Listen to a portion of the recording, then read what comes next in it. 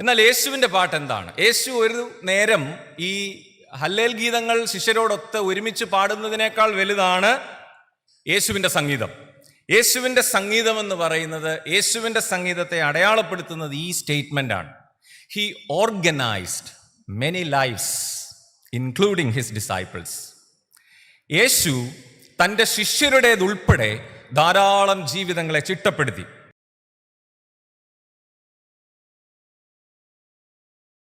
ദൈവനാമത്തിന് മഹത്വം ഉണ്ടാകട്ടെ. ആദരണീയരായ ബഹുമാന്യരായ അച്ഛന്മാർ, ഇവിടെ ഗാനങ്ങൾ ആലപിക്കുന്ന 4 ഗായക സംഘങ്ങൾ, അതിനെ നയിക്കുന്ന കൊയർ മാസ്റ്റേഴ്സ്, ഇവിടെ സന്നിഹിതരായിരിക്കുന്ന വിശ്വാസ സമൂഹമേ, എല്ലാവർക്കും യേശു ക്രിസ്തുവിൻ്റെ ധന്യനാമത്തിൽ എൻ്റെ സ്നേഹവന്ദനം. മച്ചുകാട് സെൻറ്റ് ആൻഡ്രൂസ് CSI സഭ അതിൻ്റെ വിശ്വാസ പ്രയാണത്തിൽ 1 നൂറ്റാണ്ട് പിന്നിടുമ്പോൾ അതുമായി ബന്ധപ്പെട്ട് സംഘടിപ്പിച്ചിരിക്കുന്ന ഈ സംഗീത വിരുന്നിൻ്റെ ഭാഗമാകുവാൻ ദൈവം എനിക്ക് നൽകിയ വലിയ ഭാഗ്യത്തിനായി, പദവിക്കായി ദൈവത്തിന് നന്ദിയോടെ സ്തോത്രം ചെയ്യുന്നു. എൻ്റെ ജീവിതത്തിൽ ഞാൻ പറയും, ഇത് അപൂർവങ്ങളിൽ അപൂർവമായി എനിക്ക് ലഭിച്ച ഒരു ഭാഗ്യമാണ്. ഉള്ളിൽ തട്ടി തന്നെയാണ് ഞാനത് പറയുന്നത്. ഒന്ന്, മനോഹരമായ പാട്ടുകൾ ശ്രവിക്കുവാൻ, പ്രത്യേകിച്ച് ഉന്നത നിലവാരം പുലർത്തുന്ന ഗായക സംഘാംഗങ്ങൾ അണിനിരക്കുന്ന ഈ ഗാനസന്ധ്യയിൽ അവരുടെ പാട്ടുകൾ ശ്രവിക്കുവാൻ ഒരു സമയം ലഭിച്ചു. 2, പ്രബുദ്ധരായ ശ്രോതാക്കൾ ഇന്നിവിടെ ഉണ്ട് എന്നെനിക്കറിയാം. നിങ്ങളുമായി സമയം പങ്കിടുവാൻ ലഭിച്ച ഭാഗ്യം, ഇതെല്ലാം ഓർത്ത് ദൈവത്തിന് ഞാൻ നന്ദിയോടെ സ്തോത്രം ചെയ്യുന്നു. ഇവിടെ സന്നിഹിതരായ എല്ലാവരെയും ദൈവം അനുഗ്രഹിക്കട്ടെ എന്ന് പ്രാർത്ഥിക്കുന്നു. പ്രത്യേകിച്ച് പ്രിയപ്പെട്ട അച്ഛന്മാരുടെ സാന്നിധ്യത്തിനായി ദൈവത്തിന് നന്ദി പറയുന്നു. എൻ്റെ മുന്നിലിരിക്കുന്ന 4 അച്ഛന്മാരും എനിക്ക് ഏറ്റവും വേണ്ടപ്പെട്ടവരാണ്. പ്രത്യേകിച്ച് അവരിൽ 3 പേർ ഞാൻ ഇന്ന് ഈ വൈദികനായി ഇവിടെ നിൽക്കാൻ ഒരു വലിയ കാരണമാണ്. അതെങ്ങനെയാണ് ഈ 3 പേരും ഇന്ന് ഒരുമിച്ച് വന്നത്, അത് ഞാൻ ഈ പ്രസംഗിക്കുന്ന സമയത്ത് തന്നെ അവർ വന്നത് എങ്ങനെയാണെന്ന് എനിക്കറിയില്ല.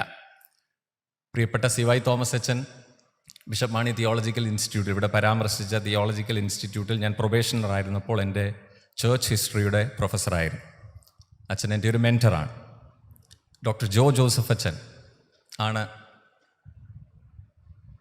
ഈ പട്ടത്വ ശുശ്രൂഷയിലേക്ക് മഹായിടവക സെലക്ട് ചെയ്യുന്നതിന് മുന്നോടിയായിട്ടുള്ള ഒരു സൈക്കോളജിക്കൽ ടെസ്റ്റ് നടത്തിയത്.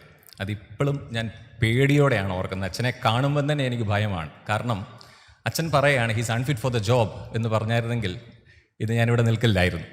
ഞാൻ ഇപ്പോഴും അച്ഛൻ്റെ ചോദ്യങ്ങൾ പോലും ഞാൻ ഓർക്കുന്നുണ്ട് നന്നായിട്ട്. അച്ഛൻ ഓർക്കുന്നില്ലായിരിക്കാം. പ്രിയപ്പെട്ട CC ജേക്കബ് അച്ഛൻ, ഇതെങ്ങനെയാണ് ഇത് 3 പേരും കൂടെ വന്നെന്നുള്ളതാണ് എനിക്കറിയാൻ വയ്യാത്തത്. CC ജേക്കബ് അച്ഛൻ, ഞാൻ മുഹമ്മ സഭയിൽ പട്ടത്വത്തിന് മുന്നോടിയായി സഭാ ശുശ്രൂഷകനായി സേവനമനുഷ്ഠിക്കുമ്പോൾ അച്ഛനായിരുന്നു പള്ളം വൈദിക ജില്ലയുടെ ചെയർമാൻ. അപ്പോൾ ഏറ്റവും അതോറിറ്റേറ്റീവായിട്ടുള്ള ഒരു ഫിഗറാണ്, പ്രത്യേകിച്ച് എന്നെപ്പോലെ ഒരു പ്രൊബേഷണർ ജോലി ചെയ്യുമ്പോൾ. പക്ഷേ അച്ഛൻ്റെ കൈത്താങ്ങലും അച്ഛൻ്റെ സപ്പോർട്ടും വളരെ വലുതായിരുന്നു. ഇവർ 3 പേരും ഇന്നിരിക്കുമ്പോൾ ആകെയുള്ള ഒരാശ്വാസം അനൂപച്ചനാണ്. ഞങ്ങൾ തമ്മിൽ ശരീരം കൊണ്ട് ഒത്തിരി വ്യത്യാസമുണ്ടെങ്കിലും മനസ്സുകൊണ്ട് ഞങ്ങൾ ഒരുപാട് അടുപ്പമാണ്. ഗുരുകുൽ സെമിനാരിയിൽ എൻ്റെ സൂപ്പർ സീനിയർ ആയിരുന്നു. പക്ഷേ അച്ഛൻ പറഞ്ഞതുപോലെ തന്നെ ഒരു നല്ല സുഹൃത്ത്, എൻ്റെ ഒരു ജ്യേഷ്ഠ സഹോദരനെ പോലെ ഞാൻ സ്നേഹിക്കുന്ന, കരുതുന്ന അച്ഛൻ ഈ സഭയെ എത്രമാത്രം ഉദാത്തമായിട്ടാണ് നയിക്കുന്നത്, എത്രമാത്രം ശ്രേഷ്ഠമായിട്ടാണ് നയിക്കുന്നത്. പ്രത്യേകിച്ച് ഈ സഭ ഒരു വലിയ അനുഭവത്തിൽ കൂടെ കടന്നു പോകുമ്പോൾ ഏറ്റവും നല്ല ഒരു നായകനെ നിങ്ങൾക്ക് ലഭിച്ചു. ജിമോൾ കൊച്ചമ്മയും മക്കളും, അവരുമായിട്ടുള്ള നല്ല കൂട്ടായ്മയ്ക്കായി ദൈവത്തെ ഞാൻ സ്തോത്രം ചെയ്യുന്നു. എൻ്റെ വലതുഭാഗത്തിരിക്കുന്ന അശോക് അലക്സ് ഫിലിപ്പ് സാറ്, ഞാൻ അങ്ങനെ സാറെന്ന് വിളിക്കാൻ എനിക്കിഷ്ടമല്ല, അശോക് ചാൻ എന്നാണ് വിളിക്കുന്നത്. കാരണം he's one of my role models. ഇന്നൊരു പക്ഷേ നമ്മൾ ആരെ കണ്ടാണ് പഠിക്കേണ്ടത്? അതൊരു ചോദ്യമാണിന്ന്. ചെറുപ്പക്കാരോട്, കുഞ്ഞുങ്ങളോട്, യങ്സ്റ്റേഴ്സിനോട് ചോദിച്ചാൽ could you respond to it sincerely? നിങ്ങൾക്ക് ആത്മാർത്ഥമായി പറയാൻ സാധിക്കുമോ? ഞങ്ങളുടെ ചെറുപ്പകാലത്ത് ഞങ്ങളിൽ കുറച്ച് പേരെ ഒരുപാട് ആ ഒരു ബാച്ചിനെ ഒത്തിരി സ്വാധീനിച്ച്, തൻ്റെ ജീവിതം കൊണ്ടും തൻ്റെ അട്രൻസസ് കൊണ്ടും ഒക്കെ ഒത്തിരി സ്വാധീനിച്ച ഒരു വ്യക്തിയാണ് ഇന്ന് ഇവിടെ കോമ്പയർ ചെയ്യുന്ന പ്രിയപ്പെട്ട അശോക്. ഞാൻ ഒത്തിരി സ്നേഹിക്കുന്നതാണ്. ഞാൻ ആമുഖം ഇങ്ങനെ നീട്ടിക്കൊണ്ട് പോയാൽ ശരിയാകത്തില്ല. നിങ്ങളെല്ലാവരെയും സന്തോഷത്തോടെ ഓർക്കുന്നു. മച്ചുകാട് ഗായക സംഘത്തെ പ്രത്യേകാൽ അഭിനന്ദിക്കുന്നു. നിങ്ങളുടെ ഓപ്പണിംഗ് സോങ് ഗംഭീരമായിരുന്നു. Perfect mixing, excellent blend. എനിക്കറിയാവുന്നൊക്കെ ഇത്രേ പറയാൻ അറിയത്തുള്ളൂ. തലപ്പാടി മാർത്തോമ ഗായക സംഘം, നിങ്ങളുടെ 3 സോങ്സും വളരെ മനോഹരമായിരുന്നു.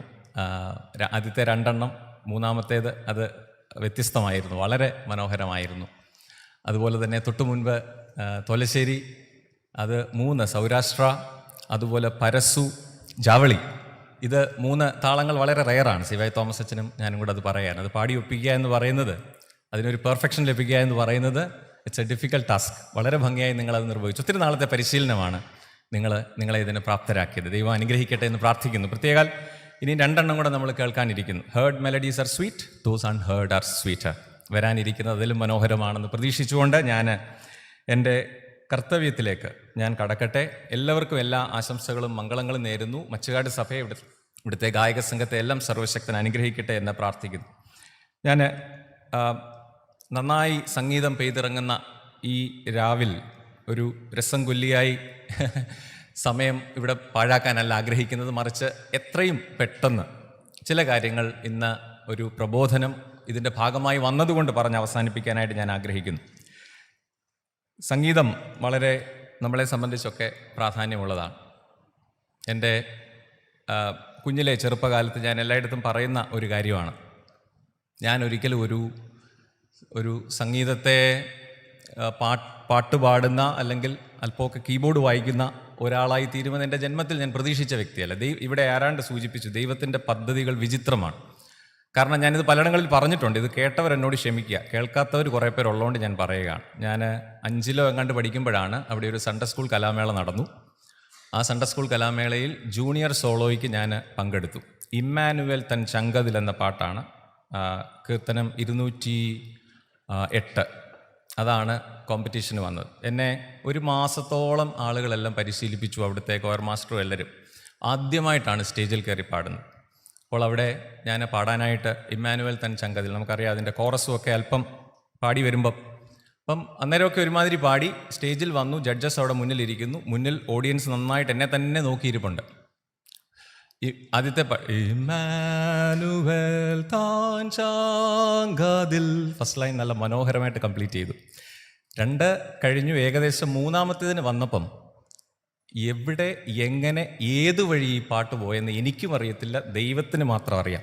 അവസാനം എന്നെ ഹേർട്ട് ചെയ്തൊരു കാര്യമുണ്ട്, പക്ഷെ അത് പ്രശ്നമൊന്നും ഇല്ലാത്ത, പിന്നെ ഞാൻ ചിന്തിക്കുമ്പോൾ അതൊരു വലിയ കാര്യമല്ല. ഞാൻ അന്ന് ഓർത്തതാണ് എൻ്റെ മ്യൂസിക്കൽ കരിയറോട് അവസാനിച്ചത്. കാരണം അത്രയും കുഞ്ഞാണെങ്കിലും എൻ്റെ മനസ്സിലൊരു മുറിവേറ്റത്, അത് സാധാരണ ഞാനാണേലും ചെയ്യുന്ന കാര്യമാണ്. എൻ്റെ മുന്നിൽ ഒരു ചേച്ചി ഉണ്ടായിരുന്നു, അവിടെ എൻ്റെ ചേച്ചിയല്ല, ഇത് കേൾക്കാൻ വന്ന മീൻസ് മറ്റു പിള്ളേരെയും കൊണ്ട് വന്ന വേറൊരു സഭയിലെ ചേച്ചി.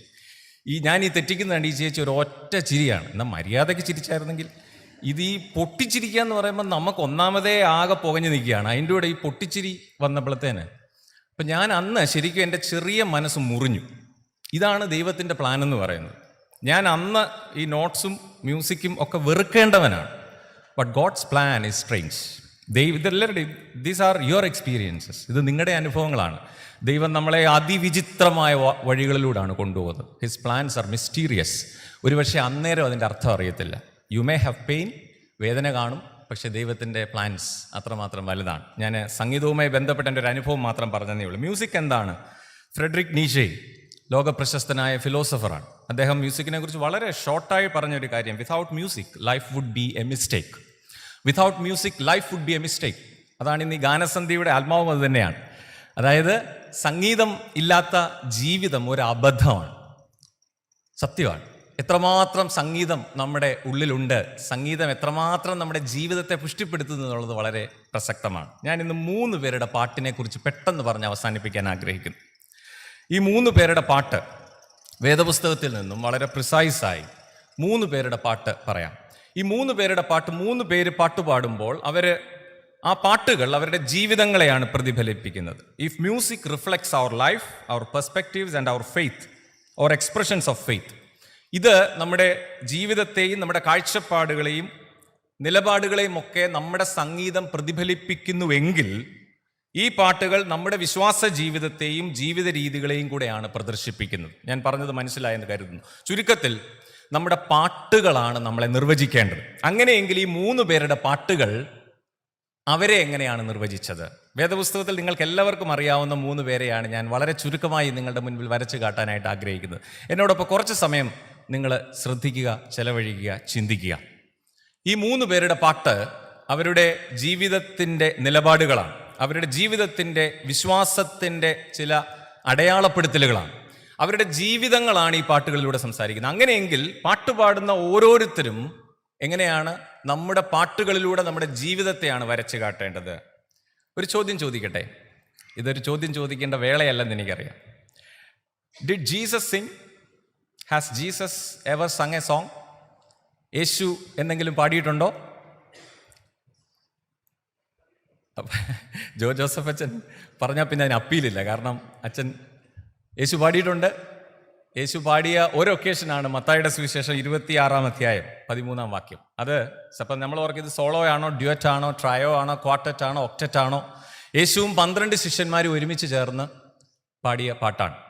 ഓക്കെ, അങ്ങനെയെങ്കിൽ യേശു പാടിയിട്ടുണ്ടെങ്കിൽ ഞാൻ 3 പേരെയാണ് പറയാൻ ആഗ്രഹിക്കുന്നത്. 1 ജീസസ് സോങ്, 2 സിമിയോൻ സോങ്, അതായത് ഷിമിയോന്റെ പാട്ട്, 3 ഞാൻ പറയാൻ ആഗ്രഹിക്കുന്ന ഒരു വ്യത്യസ്തമായ പാട്ടാണ്, റാമയിലെ പാട്ട്, റേച്ചൽ സോങ്.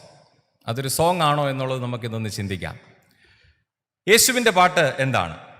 26-ാം അധ്യായം മത്തായി 26-13 അന്ത്യ അത്താഴത്തിന് ശേഷം അതിനെ തുടർന്ന് സ്തോത്രം പാടിയ ശേഷം യേശു ഒലിവ് മലയ്ക്ക് പുറപ്പെടുന്നു. യേശു നിരന്തരം സങ്കീർത്തനങ്ങൾ ആലപിച്ചിരുന്നു. ഹല്ലേൽ ഗീതങ്ങൾ നിരന്തരം പാടിയ യഹൂദനായ യേശു ശിഷ്യരോടൊത്ത് പാടിയ സന്ദർഭങ്ങളുണ്ട്. ഒരു തവണ മാത്രമാണ് മത്തായി അത് റെക്കോർഡ് ചെയ്യുന്നത്, നമുക്കത് വ്യക്തമായിട്ടറിയാം. എന്നാൽ യേശുവിൻ്റെ പാട്ട് എന്താണ്? യേശു ഒരു നേരം ഈ ഹല്ലേൽ ഗീതങ്ങൾ ശിഷ്യരോടൊത്ത് ഒരുമിച്ച് പാടുന്നതിനേക്കാൾ വലുതാണ് യേശുവിൻ്റെ സംഗീതം. യേശുവിൻ്റെ സംഗീതം എന്ന് പറയുന്നത്, യേശുവിൻ്റെ സംഗീതത്തെ അടയാളപ്പെടുത്തുന്നത് ഈ സ്റ്റേറ്റ്മെൻ്റ് ആണ്: he organised many lifes including his disciples. യേശു തൻ്റെ ശിഷ്യരുടേതുൾപ്പെടെ ധാരാളം ജീവിതങ്ങളെ ചിട്ടപ്പെടുത്തി. ഞാൻ ഇന്നലെ വായിച്ച ഒരു നിർവചനം, പഴയ നിർവചനമാണ്, നിങ്ങൾക്കൊക്കെ നേരത്തെ കേട്ടിട്ടുള്ളതായിരിക്കും. വില്യം വീലാൻഡ് മ്യൂസിക്കിനെ കുറിച്ച് പറഞ്ഞിരിക്കുന്ന ഒരു നിർവചനമാണ്. സത്യം പറഞ്ഞാൽ സംഗീതം പാടുന്ന നമ്മൾ സംഗീതം എന്താണെന്ന് ചോദിച്ചാൽ പെട്ടെന്ന് എന്താ പറയുക? സംഗീതത്തിനൊരു നിർവചനം എന്താണ്? ഞാനും ഇതിനെക്കുറിച്ച് ആലോചിച്ചിട്ടുണ്ട്. പക്ഷെ അതിനെക്കുറിച്ച് പെട്ടെന്ന് നമുക്ക് പറയാവുന്ന ഒരു നിർവചനം വില്യം വീലാൻഡ് പറഞ്ഞു. വളരെ ലളിതമാണ്. അതിങ്ങനെയാണ്: sound and silence organised in time, noise and silence organised in time. ശബ്ദവും നിശബ്ദതയും താളാത്മകമായി ക്രമീകരിക്കപ്പെടുന്നതാണ് സംഗീതം. ഇവിടെ ഒരു വാക്ക് ഞാൻ കടമെടുക്കുകയാണ് യേശുവിൻ്റെ സംഗീതത്തെ പറയാൻ: ക്രമീകരിക്കുക, ഓർഗനൈസ്. പ്രിയമുള്ളവരെ, യേശുവിൻ്റെ സംഗീതം എന്ന് പറയുന്നത് പല ശബ്ദങ്ങളെ ക്രമപ്പെടുത്തി അവയെ കേൾക്കാൻ ഇമ്പമുള്ളതാക്കി മാറ്റുന്ന ചുമതലയാണ് ഒരു കൊയർ മാസ്റ്റർക്കുള്ളതെങ്കിൽ യേശുവാണ് ലോകം കണ്ട ഏറ്റവും വലിയ കൊയർ മാസ്റ്റർ. കാരണം നിരവധി ജീവിതങ്ങൾക്ക് ഒരു ചിട്ടയും അടുക്കും യേശു കൊടുത്തു. യേശുവിന് മുന്നിൽ വന്ന തകർന്ന ജീവിതങ്ങളെ അവൻ നേരെയാക്കി. ഞാൻ ഇങ്ങനെ പറയും, യേശുവിൻ്റെ ശിഷ്യന്മാരാരായിരുന്നു എന്ന് ചോദിച്ചാൽ ക്രിസ്തു മനോഹരമായി ക്രമപ്പെടുത്തിയ വാദ്യ ഉപകരണങ്ങളായിരുന്നു യേശുവിൻ്റെ ശിഷ്യന്മാർ. ചുരുക്കത്തിൽ ഇവിടെ സംഘടിതമായ അറേഞ്ച്ഡ്, ഓർഗനൈസ്ഡ്, ഇങ്ങനെ ജീവിതങ്ങളെ ക്രമപ്പെടുത്തുക എന്നതാണ് യേശുവിൻ്റെ സംഗീതത്തിൻ്റെ അടയാളം എന്ന് പറയുന്നത്. പ്രിയമുള്ളവരെ, താളം നഷ്ടപ്പെട്ട അനേക ജീവിതങ്ങൾക്ക് താളമേകിയവനാണ് കർത്താവായ യേശു ക്രിസ്തു. തൻ്റെ മുന്നിൽ വന്ന ശിഷ്യന്മാരുടെ ഉൾപ്പെടെ ജീവിതങ്ങളെ പുനഃക്രമീകരിച്ചവനാണ്. കൃത്യമായി അവരെ യഥാർത്ഥമായ ജീവങ്കിലേക്ക് നയിച്ചവനാണ് കർത്താവായ യേശു ക്രിസ്തു. അതിലാണ് യേശു ക്രിസ്തുവിൻ്റെ സംഗീതം അടങ്ങിയിരിക്കുന്നത്. അപ്പോൾ യേശുവിൻ്റെ പാട്ട് അതാണ്. യേശുവിൻ്റെ പാട്ടിലൂടെ നമുക്ക് ലഭിക്കേണ്ട സന്ദേശം അതാണ്. നമുക്കത് ചെയ്യാൻ സാധിക്കുന്നുണ്ടോ? നമ്മുടെ ചുറ്റും കാണുന്ന, നമ്മുടെ മുന്നിലുള്ള thoroughly ഡിസോർഗനൈസ്ഡ് ലൈഫ്സ് ഒത്തിരി ഇല്ലേ? ചിലപ്പോൾ നമ്മളത് ഇഗ്നോർ ചെയ്യാറുണ്ട്. നമ്മുടെ മുൻപിൽ കേഴുന്ന, കരയുന്ന, തകർന്ന ഒത്തിരി പേരില്ലേ? ഏതെങ്കിലും ഒരു ജീവിതത്തെ സ്പർശിക്കാൻ നമുക്ക് സാധിക്കുന്നോ? ഇതാണ് യേശുവിൻ്റെ മ്യൂസിക്കിൻ്റെ അടയാളപ്പെടുത്തൽ എന്ന് പറയുന്നത്. അതാണ് ഒന്നാമത്തെ എൻ്റെ സന്ദേശം ഞാൻ പറയാൻ ആഗ്രഹിക്കുന്നത്. ഒരു അനുബന്ധം കൂടെ പറയട്ടെ. ഇതിനോട് ചേരുന്നൊരു വാക്ക് അത്ര പ്രസക്തമായതുകൊണ്ടാണ് ഞാൻ സമയമില്ലെങ്കിലും പറയാൻ ആഗ്രഹിക്കുന്നത്. കൊലോസ്യ ലേഖനം 3-ാം അധ്യായം 16-ാം വാക്യം. അവിടെ ഒരു ഹിംനൽ ഫ്രാഗ്മെൻ്റ് എന്നാണ് അതിൻ്റെ ദൈവശാസ്ത്ര ഭാഷയിൽ പറയുന്നത്. അത് പോളൈൻ ഹിമ്മാണ്. എന്താണ് കൊലോസ്യർ 3:16? നമ്മളെപ്പോഴും പാടുന്ന ഒരു അനുഭവമാണ്. സങ്കീർത്തനങ്ങളാലും സ്തുതികളാലും ആത്മീയ ഗീതങ്ങളാലും തമ്മിൽ പഠിപ്പിച്ചും എൻ്റെ കണ്ണുടക്കിയ വാക്ക് അടുത്തതാണ്. ബുദ്ധി ഉപദേശിച്ചു. മലയാളത്തിൽ പറഞ്ഞാൽ ഒന്നും മനസ്സിലാകുകയില്ല. ബുദ്ധി ഉപദേശിക്കുക എന്ന് പറയുമ്പം നമുക്ക് ആദ്യം ഒരു ധാരണയുണ്ട്, ബുദ്ധി ഉപദേശിക്കുക എന്ന് പറയുമ്പോൾ നമ്മുടെ മനസ്സിൽ. പക്ഷേ ആ വാക്കിൻ്റെ മൂലഭാഷയിലെ നുഥേറ്റയോ എന്ന വാക്കിൻ്റെ അർത്ഥം അതിലും വിശാലമാണ്. പ്രിയപ്പെട്ട ജോസഫ് അച്ഛൻ കൗൺസിലിങ്ങിൻ്റെ ഒരു മാസ്റ്ററാണ്, നമുക്ക് എല്ലാവർക്കും അറിയാം. അച്ഛൻ്റെ പ്രസൻസിൽ ഞാൻ ഇത് പറയുമ്പോൾ എനിക്ക് അല്പം ജാള്യതയുണ്ട്. എങ്കിൽ തന്നെ ഞാൻ മനസ്സിലാക്കുന്നത്, എൻ്റെ ഒരു കാഴ്ചപ്പാട് ഞാൻ പറയുന്നത്, വേദപുസ്തകത്തിൽ കൗൺസിലിങ്ങിന് കൊടുത്തിരിക്കുന്ന ദ ബെസ്റ്റ് ഡെഫിനിഷൻ എവർ ഇതാണ്. ബുദ്ധി ഉപദേശിക്കുക എന്ന മലയാളത്തിൽ അത് ഒതുങ്ങിയെങ്കിലും നുഥേറ്റയോ എന്ന വാക്കിന് രണ്ടർത്ഥങ്ങളുണ്ട്. അതിതാണ്. ഇന്ന് നമുക്ക് ആ ഡ്യൂട്ടി ഏറ്റെടുക്കാൻ സാധിക്കുമോ? ഒന്നാമത്തെ അർത്ഥം വളരെ പ്രധാനമാണ്. To place the mind properly. ഒരു മനസ്സിനെ ശരിയായി ക്രമീകരിക്കുക, പ്ലേസ് ചെയ്യുക. നമ്മുടെ മുന്നിൽ വരുന്ന ഒരു പക്ഷേ സമനില തെറ്റിയ, തകർന്ന, നമ്മൾ സാധാരണ കണ്ണിലിരുട്ട് കയറുന്ന അനുഭവങ്ങളുള്ള ഒത്തിരി പേര്, തളർന്നു പോകുന്ന, തകർന്നു വീഴുന്ന, മനസ്സ് സ്ഥിരതയില്ലാത്തവരെ ടു പ്ലേസ് ഇറ്റ് പ്രോപ്പർലി, ശരിയായ രീതിയിൽ അതിനെ പ്ലേസ് ചെയ്യുക. അതാണ് ബുദ്ധി ഉപദേശിക്കുക. രണ്ടാമത്തെ അർത്ഥം അതിനേക്കാൾ മനോഹരമാണ്. Exert positive pressure on someone's reasoning. Positive pressure on someone's reasoning. ഒരുത്തൻ്റെ യുക്തിമേൽ നിയതമായ സ്വാധീനം ചെലുത്തുക. ഒരുത്തനെ കൊല്ലാനല്ല പറയാം. നമ്മുടെ കയ്യിൽ ഒരാളെ കിട്ടിയാൽ നമ്മളിന്ന് വധിക്കുകയാണ് സത്യം പറഞ്ഞാൽ. പോസിറ്റീവ് ഇൻഫ്ലുവൻസ് ആർക്കാണ് കൊടുക്കാൻ സാധിക്കുക പ്രിയമുള്ളവരെ? ഇതൊന്ന് ചിന്തിച്ചിട്ടുണ്ടോ? Exert positive pressure on someone's reasoning. നമ്മളിന്ന് ഒത്തിരി പേരുമായിട്ട് നമുക്ക് പൊളിറ്റിക്സ് ഉണ്ട്. പൊളിറ്റിക്സ് എന്ന് പറഞ്ഞാൽ മറ്റേ അർത്ഥത്തിലല്ല ഉദ്ദേശിച്ചത്. Politics means operation of power. നമ്മൾ ഇടപെടുന്ന ആളുകളുണ്ട്. സത്യം പറഞ്ഞാൽ പോസിറ്റീവ് പ്രഷർ നിയതമായി ആ വ്യക്തിയുടെ നന്മ നോക്കി, ആ വ്യക്തിയുടെ സൗഖ്യം നോക്കി അയാളോട് ഇടപെടാൻ നമുക്ക് സാധിക്കുന്നുണ്ടോ? ഇതാണ് ആ വാക്കിൻ്റെ അർത്ഥം, ബുദ്ധി ഉപദേശിക്കുക. യേശു ഓർഗനൈസ് ചെയ്തത് അങ്ങനെയാണ്. യേശു പോസിറ്റീവായിട്ട് ഇടപെട്ടു. ഒരാളെ കണ്ട്, അത് വ്യഭിചാരിണിയായ സ്ത്രീ വന്നപ്പോൾ യേശുവിൻ്റെ ആറ്റിറ്റ്യൂഡ് അതായിരുന്നു. കുഷ്ഠരോഗി വന്നപ്പോൾ യേശുവിൻ്റെ ആറ്റിറ്റ്യൂഡ് അതായിരുന്നു. Never judgemental. ഒരിക്കലും പോസിറ്റീവായിട്ട് നിയതമായി അവനെ വീണ്ടെടുക്കുന്ന രീതിയിലാണ് യേശുവിൻ്റെ ഇടപെടൽ. ഇന്ന് നശിപ്പിക്കുകയാണ്. ഒരാളോടൊരു വാക്ക് സംസാരിച്ചാൽ അൺഫോർച്ചുനേറ്റ്ലി അയാൾക്ക് കിട്ടുന്ന മെസ്സേജ് എന്താണ്? We need to organise lifes. നമ്മൾ ജീവിതങ്ങളെ ക്രമപ്പെടുത്തണം, അല്ലെ പാടാൻ നമുക്ക് അവകാശമില്ല. രണ്ടാമത്തെ സംഗീതം നങ് ഡിമിറ്റസ് എന്നറിയപ്പെടുന്ന ശിമിയോന്റെ പാട്ടാണ്.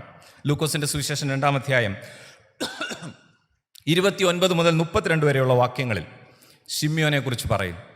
ഈ ശിമിയോനെ കുറിച്ച് ഒരു ഞായറാഴ്ച നമുക്ക് പ്രസംഗിക്കേണ്ടി വന്നതുകൊണ്ട്, അച്ഛന്മാർ അന്നേരമാണല്ലോ സാധാരണ എന്തെങ്കിലുമൊക്കെ നോക്കുന്നത്, അതുകൊണ്ട് ശിമിയോന്റെ 1-2 ഡീറ്റെയിൽസ് തപ്പിയെടുത്തു. ശിമിയോനെ കുറിച്ച് വേദപുസ്തകത്തിൽ ലൂക്കോസിന്റെ സുവിശേഷം 2-ാം അധ്യായം 29 മുതൽ 32 വരെയുള്ള വാക്യങ്ങളിൽ അധികം വിശദീകരണങ്ങളില്ല. പക്ഷേ ഈ ശിമിയോനെ കുറിച്ച് പാരമ്പര്യം പറയുന്നത്, ശിമിയോന്റെ അപ്പനും ശിമിയോന്റെ മകനും വളരെ ഫേമസ് ആയിരുന്നു. ശിമിയോന്റെ അപ്പൻ അതിപ്രഗത്ഭനായ ഒരു റബി ഹില്ലേൽ. ദൈവശാസ്ത്രം പഠിക്കുന്നവർക്കൊക്കെ അതറിയാം. യഹൂദ പാരമ്പര്യങ്ങളുടെ ഒരു ഉസ്താദായിരുന്നു റബി ഹില്ലേലിന്റെ മകനായിരുന്നു ശിമിയോൻ. അപ്പോൾ അപ്പൻ അതിപ്രശസ്തനാണ്. ശിമിയോന്റെ മകൻ പൗലോസിന്റെ അധ്യാപകനായ ഗമാലിയേലിന്റെ പിതാവായിരുന്നു ശിമിയോൻ. ഗമാലിയേൽ ആരായിരുന്നു? അതിപ്രഗത്ഭനായ ഒരു ടീച്ചറായിരുന്നു. എന്നാൽ ശിമിയോൻ തൻ്റെ അപ്പൻ്റെയും തൻ്റെ മകൻ്റെയും ഒരുപക്ഷെ ആ പ്രശസ്തി പറയാനില്ല. അദ്ദേഹത്തെക്കുറിച്ച് പറഞ്ഞ ഒരു കാര്യമാണ് രണ്ടാമത്തെ എൻ്റെ പോയിന്റ് ഞാൻ നിങ്ങളുമായി ഷെയർ ചെയ്യാൻ ആഗ്രഹിക്കുന്നത്. ഏറ്റവും പ്രതികൂല സാഹചര്യങ്ങളിൽ പ്രതീക്ഷ കൈവിടാതെ ക്ഷമയോടെ മശിഹയ്ക്ക് വേണ്ടി കാത്തിരുന്ന സാധാരണക്കാരിൽ ഒരാൾ. ഒന്നുകൂടെ ഞാൻ പറയാം. ഏറ്റവും പ്രതികൂല സാഹചര്യങ്ങളിൽ പ്രതീക്ഷ കൈവിടാതെ ക്ഷമയോടെ മശിഹയ്ക്ക് വേണ്ടി കാത്തിരുന്ന സാധാരണക്കാരിൽ ഒരാൾ. ഞാൻ ഇത് കഴിഞ്ഞ് പറയാം എത്ര വർഷം ശിമിയോൻ കാത്തിരുന്നു എന്നുള്ളത്. അതിനൊരു അനുബന്ധമുണ്ട്. വേദപുസ്തകത്തിൽ പറയാത്ത ഒരു സംഭവമുണ്ട്. അത് എന്താണെന്നറിയാമോ? പഴയ നിയമം ഗ്രീക്ക് യവന ഭാഷയിലേക്ക് പരിഭാഷപ്പെടുത്താൻ ഗ്രീക്ക് ഭരണാധികാരിയായ ടോളമി 2-ാമൻ 72 യഹൂദരെ തിരഞ്ഞെടുത്തു. ആ 72 യഹൂദരിൽ ഒരാളായിരുന്നു ശിമിയോൻ എന്നാണ് പാരമ്പര്യം പറയുന്നത്. പഴയ നിയമത്തിന്റെ ഗ്രീക്ക് ട്രാൻസ്ലേഷൻ അറിയപ്പെടുന്നത് സെപ്റ്റുഅജിന്റ് എന്നാണ്, LXX. പഴയ നിയമം എബ്രായ ഭാഷയിൽ എഴുതപ്പെട്ട പഴയ നിയമത്തിന്റെ ഗ്രീക്ക് പരിഭാഷ. പഴയ നിയമം ഗ്രീക്കിലേക്ക് പരിഭാഷപ്പെടുത്തിയ 72 പേരിൽ ഒരാളായ ശിമിയോൻ. ഈ സംഭവമാണ് ലൂക്കോസിന്റെ സുവിശേഷത്തിന് ആധാരം, അത് മറന്നു പോകരുത്. താൻ ട്രാൻസ്ലേറ്റ് ചെയ്ത് വന്നപ്പോൾ യെശയ്യാ പ്രവചനം 7-ാം അധ്യായം 14-ാം വാക്യത്തിൽ വന്ന് അവിടെ സ്റ്റോപ്പായി, അവിടെ നിന്നു. അത് ട്രാൻസ്ലേറ്റ് ചെയ്യാൻ അദ്ദേഹത്തിന് കഴിയുമായിരുന്നില്ല. He could not translate chapter 7 verse 14. എന്താണെന്നറിയാമോ ആ വാക്യം? The virgin shall conceive. കന്യക ഗർഭിണിയാകുക. ഒരു യഹൂദനെ സംബന്ധിച്ച് ഇറ്റ്സ് എ സ്കാൻഡൽ. ഇതൊരു അപവാദമാണ്. ഇവൻ അത് ട്രാൻസ്ലേറ്റ് ചെയ്യാൻ തുനിഞ്ഞില്ല. മറിച്ച് അദ്ദേഹം ശ്രമിച്ചത് ഒരു കത്തിമുന കൊണ്ട് വെർജിൻ എന്ന വാക്ക്, കന്യക എന്ന എബ്രായ ഭാഷയിലുള്ള വാക്ക് ചുരുളിൽ നിന്ന് മായ്ച്ച് കളഞ്ഞ് അവിടെ തൻ്റെ വിശ്വാസത്തിൻ്റെ ആ കാഴ്ചപ്പാട് തന്നെ അവിടെ കന്യകയ്ക്ക് പകരം സ്ത്രീ എന്ന വാക്ക് മാറ്റുവാൻ ഇദ്ദേഹം തുനിഞ്ഞപ്പോൾ, പാരമ്പര്യം പറയുന്നത് ഈ കത്തിമുന എടുത്തപ്പോൾ ഒരു ദൂതൻ അവന് പ്രത്യക്ഷനായി അവൻ്റെ കയ്യിൽ പിടിച്ചുകൊണ്ട് ഇങ്ങനെ പറഞ്ഞു, ഈ എഴുത്തിൽ നീ വിശ്വസിക്കുക, നിന്റെ ജീവിതകാലത്ത് നീ അതിൻ്റെ നിവൃത്തി കാണും. ഇതാണ് ദൂതൻ പറഞ്ഞത്. അപ്പോൾ ശിമ്യോന്റെ പ്രായം ചരിത്രം പറയുന്നത് 50 വയസ്സ്. ഇനിയുമാണ് നമ്മുടെ വിശ്വാസത്തെ ചലഞ്ച് ചെയ്യേണ്ട, ഞാൻ അത്ര വൈകാരികമായി ഇത് പ്രസംഗിക്കും, നമ്മുടെ വിശ്വാസത്തെ ചലഞ്ച് ചെയ്യേണ്ട ഒരു കാര്യം ഇവിടെയാണ്. യേശുവിനെ ശിമ്യോൻ കയ്യിലേന്തുന്നത് ശിമ്യോന്റെ 350 വയസ്സാണ്. Who can wait? 300 വർഷക്കാലം.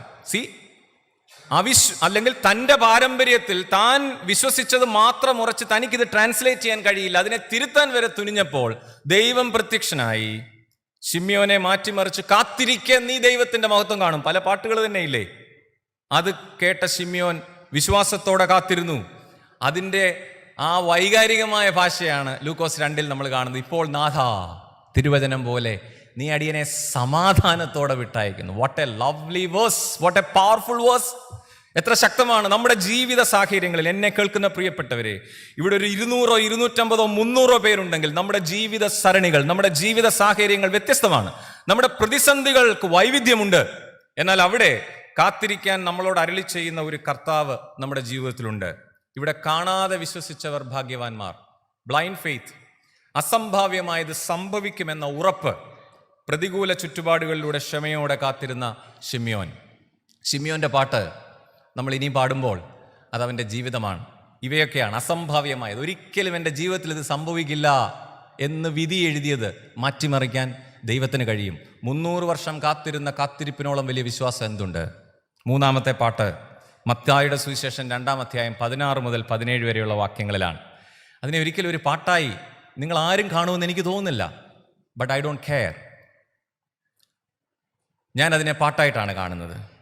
നിങ്ങൾക്കറിയാം, അതൊരു ഹ്യൂജ് മാസക്കറാണ്. ഇൻഫാൻറ്റിസൈഡ്, കുഞ്ഞുങ്ങളെ നിഷ്കരുണം കൊന്നൊടുക്കുന്ന പശ്ചാത്തലത്തിൽ ഹെരോദാവിൻ്റെ കൽപ്പന വരുമ്പോൾ അത് I would say it's a song of protest. It's a lamentation. റാമയിലെ സംഗീതം. ഞാൻ അതിന് അങ്ങനെയാ പേര് കൊടുക്കാൻ ലെമന്റേഷൻ ഇല്ല. നമ്മുടെ എത്രയോ പാട്ടുകൾക്ക് എത്രയോ ലെമന്റേഷൻസ് നമ്മുടെ പാട്ടുകളായിട്ടുണ്ട്. സങ്കീർത്തനങ്ങൾ എടുക്കുക, അവയൊക്കെ ലെമന്റേഷൻസ് ആണ്. എത്രയോ നമ്മുടെ കരച്ചിലുകൾ സംഗീതമായി മാറി.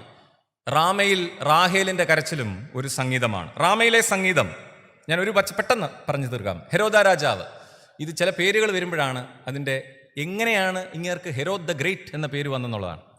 അതിനെ ട്രാൻസ്ലേറ്റ് ചെയ്താൽ മഹാനായ ഹെരോദാവെന്നാണ്. ഇങ്ങേര് ചെയ്ത ദുഷ്പ്രവർത്തികൾ കൊണ്ടായിരിക്കാം അദ്ദേഹം ഗ്രേറ്റ് എന്ന വാക്കിന് നമ്മുടെ ഒരു ട്രാൻസ്ലേഷൻ ഉണ്ടല്ലോ എന്താണെന്നുള്ളത്. ഹെരോദിനെ കുറിച്ച് ഒരു ചരിത്രകാരൻ പറയുന്നത് ഇതാണ്: he had A totally unpleasant life. കൊട്ടാരത്തിൽ അധികാര ശ്രേണിയുടെ എല്ലാ സുഖങ്ങളും അനുഭവിക്കുമ്പോഴും ഇന്നും ഓർക്കുക, അധികാര കസേരകൾ ഓർക്കുക. അധികാര ശ്രേണിയിൽ സ്വസ്ഥതയുള്ളവർ എത്ര പേരുണ്ടെന്നുള്ളത് ചോദിക്കേണ്ട ചോദ്യമാണ്. Herod had a very unpleasant life. കാരണങ്ങളുണ്ട്, ഒരുപാട് കാരണങ്ങളുണ്ട്. 10-12 കൂടുതൽ ഭാര്യമാരുണ്ടായിരുന്നു. കൃത്യ എണ്ണം നമുക്ക് പോലും അറിയത്തില്ല, ചരിത്രകാരന്മാർക്ക് പോലും അറിയത്തില്ല. അതിൽ he executed 2 of his wives. 2 ഭാര്യമാരെ കൊന്നു, 3 ആൺമക്കളെ കൊന്നു. 3-ാമത്തെ മകനായിരുന്നു ഹെരോദ് ആന്റിപ്പാറ്റർ. ഈ ആന്റിപ്പാറ്ററെ കൊല്ലാൻ കാരണം, ആന്റിപ്പാറ്റർ ഹെരോദാവ് അപ്പനെ സിംഹാസനത്തിൽ നിന്ന് താഴെ ഇഴക്കാൻ ശ്രമിക്കുന്നു എന്ന് മനസ്സിലാക്കി അപ്പനത് തിരിച്ചറിഞ്ഞ് അപ്പനെ വിഷം കൊടുത്ത് കൊല്ലാൻ ശ്രമിക്കുന്നു എന്നറിഞ്ഞ് ഈ മകനെ എക്സിക്യൂട്ട് ചെയ്യുന്ന പിതാവ്. മാത്രമല്ല, ഇനി രസകരമായൊരു സംഗതിയുണ്ട് ഈ ഹെരോദാവിൻ്റെ ജീവിതത്തിൽ. ഞാൻ അതറിഞ്ഞത് ഈ അടുത്തിടെയാണ്, ഈ ഒരു പുസ്തകം വായിച്ചപ്പോൾ അറിഞ്ഞതാണ്. അവിടെ ഇങ്ങനെ ചെയ്യുന്ന ഒരു മനുഷ്യൻ മരിച്ചാൽ ആരെങ്കിലും കരയുമോ? ഒരിക്കലും കരത്തില്ല. വീട്ടിൽ നിന്ന് പോലും ആരും കരയാനില്ല. ഒന്ന് ആലോചിച്ച് നോക്കിയാൽ, ഇന്ന് പിന്നെ ഒരു കാര്യമുണ്ട്, കരയാൻ നമുക്ക് വാടകയ്ക്ക് ആളെ കിട്ടും. പല രാജ്യങ്ങളിലും അങ്ങനെ ഒരു സിസ്റ്റം ഉള്ളതുകൊണ്ട് താമസിയാതെ ഇവിടെ ഒക്കെ വരും, പേടിക്കണ്ട. അപ്പോൾ പിന്നെ അതിനും പ്രശ്നമില്ല. ഈ അന്നും ഇതുണ്ടായിരുന്നു എന്നുള്ള രസം. ഹെരോദാവ് എന്ത് ചെയ്തെന്നറിയാമോ? താൻ മരിച്ചാൽ തൻ്റെ കുടുംബത്തിൽ ഒരുത്തനും കരയില്ല. അതുകൊണ്ട് വാട്ട് ഡിഡ് ഹി ഡു? അദ്ദേഹം അവിടെ ചുറ്റുപാടും തൻ്റെ രാജ്യത്തുള്ള എല്ലാ കുടുംബങ്ങളിലെയും കുടുംബനാഥന്മാരെ കൊല്ലാൻ ഉത്തരവിട്ടു. അപ്പോൾ ഈ കുടുംബനാഥന്മാർ വധിക്കപ്പെടുമ്പോൾ തീർച്ചയായിട്ടും അവരുടെ കുടുംബം കരയും. എന്നെ മനുഷ്യനായിങ്ങരല്ലേ ഞാൻ, ഹൊറിബിൾ. അപ്പോൾ ഇവയാൾ മരിക്കുമ്പം കരച്ചിലാകും. പക്ഷെ ഇങ്ങേർക്ക് വേണ്ടിയല്ല, ആ ദേശം മുഴുവൻ കരച്ചിൽ കയറും. ഇതാണ് ഹെരോദ് ദ ഗ്രേറ്റ്. കുഞ്ഞുങ്ങളെ നിഷ്കരണം കൊന്നൊടുക്കുന്ന ഒരു മനസ്സിന് അത്രയും കട്ടിയുണ്ടോ എന്ന് അറിയാനാണ് ഞാൻ ഈ കാര്യങ്ങൾ പറഞ്ഞത്. പിന്നെ ഇങ്ങേർക്കാണോ കുഞ്ഞുങ്ങളെ കൊന്നൊടുക്കാൻ പ്രയാസമുള്ളത്? ഇവിടെയാണ് റാഹേലിൻ്റെ വിലാപം പ്രസക്തമാണ്. ഞാൻ അതിൻ്റെ ദൈവശാസ്ത്ര പഴയ നിയമ പശ്ചാത്തലമൊക്കെ ഒത്തിരി ഉണ്ട്, അത് പറയുന്ന സമയം കളയാനായിട്ട് ആഗ്രഹിക്കുന്നില്ല. ഞാൻ ഇത് പറഞ്ഞ് അവസാനിപ്പിക്കാം. തങ്ങളുടെ അധികാരവും ശക്തിയും നഷ്ടപ്പെടും എന്ന ആശങ്കയിലാണ് ഇന്ന് എല്ലാ വയലൻസും സംഭവിക്കുന്നത്. ഇത് പറയുമ്പം എല്ലാവരുടെയും മനസ്സിലൊരു കൺസേൺ കാണും. ഞങ്ങൾ ആരെയും പോയി കൊല്ലുന്നില്ലല്ലോ, ഞങ്ങൾ ഒരക്രമത്തിലും ഇടപെടുന്നില്ല, എൻ്റെ വണ്ടി ഒന്ന് തട്ടിയാൽ പോലും ഞാൻ മിണ്ടാതെ പോകുന്ന ആളാണ് എന്നൊക്കെ ഒരു ചിന്തയില്ലേ നമുക്ക്, സ്വയം നീതിമാന്മാർ. പക്ഷെ നമ്മൾ ഇന്ന് അതിനേക്കാൾ വലിയ വയലൻസ് കാണുന്ന ഒരിടമാണ് അൺഫോർച്ചുനേറ്റ്ലി സോഷ്യൽ മീഡിയ. ഇത്രയും വലിയ വയലൻസ് വേറെ ഉണ്ടെന്ന് ഞാൻ കരുതുന്നില്ല. ഇന്ന് ഈ മെസ്സേജ് കേൾക്കുന്ന ഞാനും, നാം പറയുന്ന ഞാനും നിങ്ങളും ഒന്ന് വിചാരിച്ചാൽ, ഈ അൺഎത്തിക്കൽ, അൺസ്ക്രൂപ്പുലസ്, അൺജസ്റ്റ് എന്നെ വിശേഷിപ്പിക്കാനാവത്തില്ല. പറയണം, പ്രതികരിക്കണം. പക്ഷേ സമൂഹ മാധ്യമങ്ങൾ ഉപയോഗിക്കുന്നത് ചിലരെ നശിപ്പിക്കാനാണ്. അൺഫോർച്ചുനേറ്റ്ലി അതിനൊരിക്കലും കൂട്ടാളികളാകരുത്. ഏത് വയലൻസും വയലൻസാണ്. അതിനോടുള്ള പ്രൊട്ടസ്റ്റാണ് റാമയിലെ റാഹേലിൻ്റെ പാട്ട് പാടുന്നവർ ഇതുകൂടെ ശ്രദ്ധിക്കണം. Songs should be a mark of protest. സംഗീതം ഒരു പ്രതിഷേധത്തിൻ്റെ ഭാഗം കൂടെയാണ്. Any sort of violence should not be justified. അത് കഴിഞ്ഞ ദിവസം കൊല്ലപ്പെട്ട ചാർലി കിർക്ക് ആയാലും, പലസ്തീനിൽ നിഷ്കരുണം വധിക്കപ്പെടുന്ന കുഞ്ഞുങ്ങളാണെങ്കിലും, പലസ്തീനിലെ ആശുപത്രികളിൽ ശ്വാസം കിട്ടാതെ പിടയുന്ന ജീവനുകളാണെങ്കിലും, ഇതിനൊക്കെ കണക്ക് ബോധിപ്പിക്കേണ്ടി വരും. ഷെയിം ഓൺ യു അതിനെ ജസ്റ്റിഫൈ ചെയ്യുന്നവരോട്. അത്രമാത്രമേ എനിക്ക് പറയാനുള്ളൂ. അത് ക്രിസ്തുവിൻ്റെ അനുയായികളല്ല. ഏത് പ്രവചനം fulfil, this is my conviction. ആരുടെ മുമ്പിൽ ഞാൻ ധൈര്യമായിട്ട് പറയും, സോറി. വയലൻസ്, രാമയിലെ സംഗീതം ഒരു പ്രൊട്ടസ്റ്റാണ്. പ്രിയമുള്ളവരെ, എൻ്റെ വാക്കുകളെ ഞാനിവിടെ അവസാനിപ്പിക്കുന്നത്. ഞാൻ 3 സംഗീതങ്ങളെക്കുറിച്ചാണ് പറഞ്ഞത്, 3 പേരുടെ പാട്ടുകളെക്കുറിച്ചാണ്. Jesus song, he organised many lifes. നമ്മുടെ മുൻപിൽ കിട്ടുന്ന ഒരാളെയെങ്കിലും നമുക്കൊന്ന് ചിട്ടപ്പെടുത്താൻ കഴിയുമോ?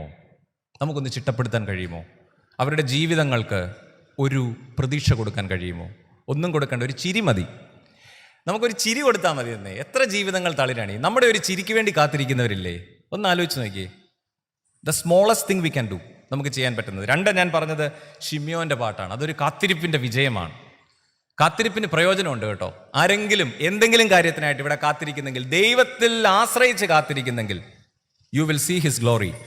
ദൈവം മഹത്വപ്പെടുന്നത് നിങ്ങളുടെ കണ്ണുകൊണ്ട് തന്നെ കാണും. That is the only assurance I can give you this evening. ഇന്ന് ഈ ഈവനിങ്ങിൽ അതാണ് എനിക്ക് നിങ്ങളോട് പറയാനായിട്ടുള്ളത്. അല്ലെങ്കിൽ ശിമ്യോൻ എന്ന ആളെ എടുത്ത് വേദോത്സവത്തിൽ നിന്ന് മാറ്റേണ്ടി വരും. ശിമ്യോൻ കാത്തിരുന്നു. 3ാമത്തെ അവസാനത്തെയും പാട്ട് ഒരു പാട്ടായിട്ട് പാടാൻ പോലും നമുക്ക് പാട്ടായിട്ട് കരുതാൻ കഴിയുന്ന പാട്ടല്ല. അതൊരു വിലാപമാണ്. വിലാപം ഓൺ എ ഗ്രേറ്റ് മാസക്കർ. ഒരു വലിയ ഒരു ഹത്യയുടെ വിലാപമാണ്. അതൊരു പ്രൊട്ടസ്റ്റാണ്. ഒരു ഹത്യയും നമ്മൾ അംഗീകരിക്കാൻ പാടില്ല. Resist, protest. ഈ സംഗീത സന്ധ്യയിൽ നിങ്ങൾക്കെല്ലാ ആശംസകളും ഞാൻ നേരുന്നു. നമ്മുടെ ജീവിതങ്ങൾ നമ്മുടെ പാട്ടുകളായി പരിണമിക്കട്ടെ. നമ്മുടെ പാട്ടുകളിലൂടെ നമ്മുടെ സ്വഭാവം നിർവചിക്കപ്പെടട്ടെ. ഞാൻ ആരാണെന്ന് പാട്ടിലൂടെ അറിയട്ടെ. ദൈവം അതിന് നമ്മളെ എല്ലാവരെയും സഹായിക്കട്ടെ. And thank you for this wonderful opportunity. Anoop അച്ഛനോടും ഇവിടുത്തെ എല്ലാ ചർച്ച് കമ്മിറ്റി അംഗങ്ങളോടും സഭാംഗങ്ങളോടും അതുപോലെ തന്നെ ഇന്ന് വന്ന എല്ലാ ഗായക സംഘാംഗങ്ങളോടും എൻ്റെ നന്ദി അറിയിക്കുന്നു. God bless us all. Thank you so much.